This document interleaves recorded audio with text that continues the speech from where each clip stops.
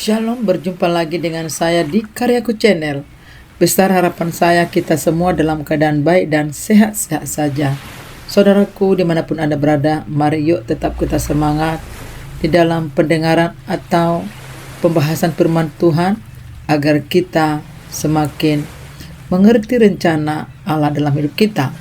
Kali ini bertemakan tentang doa yang dibenarkan. Lukas 18:9-14.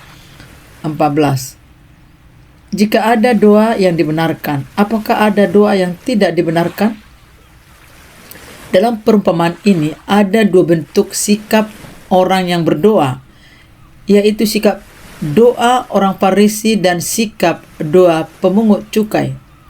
Orang Farisi berdoa dengan memegahkan diri dan merendahkan orang di sekitarnya. Dia membanggakan dirinya karena tidak sama dengan orang lain.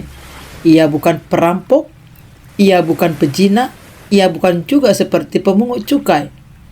Ia berpuasa 2 kali seminggu dan rutin memberi persepuluhan. Sementara pemungut cukai berdoa dengan merendahkan hati, mengakui kesalahannya dengan memukul-mukul dadanya. Ia meminta pengasihan Tuhan untuk mengampuninya. Yesus berkata kepada murid-muridnya bahwa yang dibenarkan Allah adalah doa yang mengakui kesalahan dan permohonan belas kasihan Tuhan. Sebaik-baiknya orang pasti pernah melakukan kesalahan. Sejahat-jahatnya orang pasti ada kebaikan yang pernah ia lakukan. Pastilah ada perbuatan baik. Pemungut cukai walaupun di mata manusia lebih banyak jahat, dia tidak mengungkapkan kebaikannya karena amal yang diperbuatnya tidak mampu menyelamatkannya. Namun dia memohon kepada Tuhan yang penuh belas kasihan dan berkuasa menyelamatkan. Semua yang kita lakukan tidak pernah luput dari mata Tuhan. Biarlah perbuatan baik itu dirasakan semua orang, dan perbuatan jahat itu kita jauhkan dari hadapan Tuhan dan sesama. Mengaku dosa adalah sikap orang yang rendah hati. Pada saat mengaku dosa, ada proses dalam diri untuk menjadikan lebih baik. Inilah yang Tuhan kehendaki, mengaku dosa dan tidak melakukannya lagi.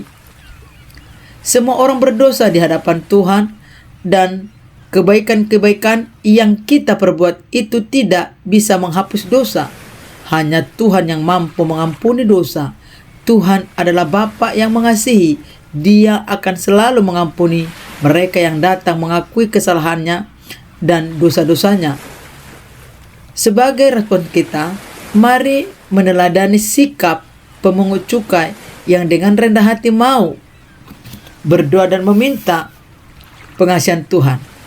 Saudaraku yang terkasih di dalam Tuhan, kita tahu bahwa ketika kita datang menghadap kepada Tuhan melalui doa, kita harus menyadari kita siapa. Kita tidak lain daripada tidak berbeda dengan orang lain. Kita sama. Yang membedakan kita adalah kita terbuka dan berserah kepada Tuhan serta menyadari keterbatasan kita sebagai manusia. Oleh sebab itu, jangan kita menganggap diri kita lebih hebat daripada orang lain atau lebih rohani daripada orang lain. Tetapi kita harus tahu sama-sama memiliki kodrat yang sama sebagai manusia yang penuh dosa, yang tidak ada bedanya. Tetapi marilah kita untuk ini kita diingatkan, jangan kita menganggap rendah orang lain dan menganggap doa kita lebih sempurna di hadapan Tuhan. Biarlah kiranya Tuhan yang mengetahui dan menyelidiki hati kita dan perbuatan kita. Biarlah kiranya Tuhan sendiri menjadi hakim yang adil bagi kita untuk menjawab doa-doa kita. Tidak perlu kita pasang aksi untuk menghakimi orang lain. Apapun jawaban doa kita, itu Tuhan yang tahu pada waktu yang tepat sesuai dengan kehendak Tuhan bagi kita. Saudaraku yang terkasih di dalam Tuhan, kiranya pemaparan yang sangat sederhana ini membukakan hati kita, menyadarkan kita untuk kita bisa menghargai orang lain, apapun permohonannya, apapun permintaannya. Biar kiranya Tuhan yang berdaulat untuk semuanya. Demikian pemaparan firman Tuhan ini. Tuhan Yesus memberkati kita semua. Shalom.